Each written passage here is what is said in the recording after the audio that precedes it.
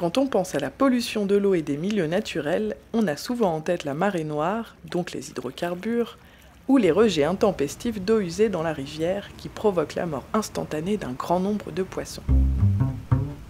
Il s'agit là des macropolluants, bien connus depuis longtemps, et que les stations d'épuration traitent en grande partie. Historiquement, on s'occupe en fait surtout de la matière organique issue des toilettes et des éviers, et du pétrole et de ses dérivés.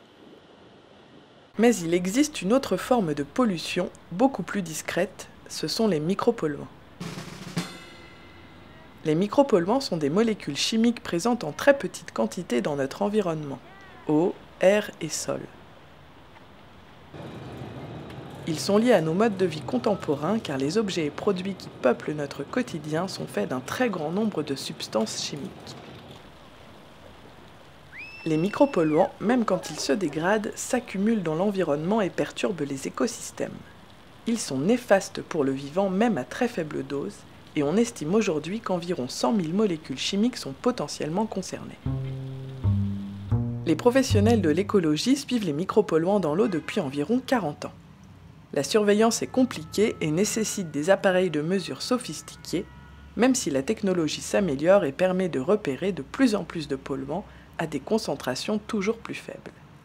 On cerne aussi beaucoup mieux leurs effets. Au jour d'aujourd'hui, on observe des perturbations, on voit des phénomènes de féminisation d'espèces aquatiques, on voit des diminutions de stocks de poissons, voire des disparitions dans certains cas. En parallèle, dans ces milieux qui sont souvent très anthropisés, on met en évidence toutes sortes de molécules à très faible dose, des centaines, des milliers de molécules, très souvent d'origine domestique, en lien avec les rejets de nos cités. Donc, des détergents, des hormones. Il n'est pas du tout stupide de penser que ce qui affecte les espèces de type poisson puisse quelque part produire des effets un peu identiques, certainement à plus long terme, chez les êtres humains. On surveille depuis longtemps deux sources d'émissions particulières, l'agriculture utilisant des pesticides et les industries.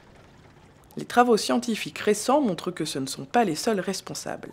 La pollution domestique, c'est-à-dire générée par nos usages quotidiens à la maison ou au bureau, est aussi une source importante. Se nourrir, se soigner, porter des textiles, nettoyer sa maison, tout cela est source de pollution parce que les produits que nous utilisons contiennent des conservateurs, des principes actifs, des agents de texture, des agents lavants. Tout ça finit dans l'eau après la douche, la vaisselle, le passage aux toilettes, la lessive.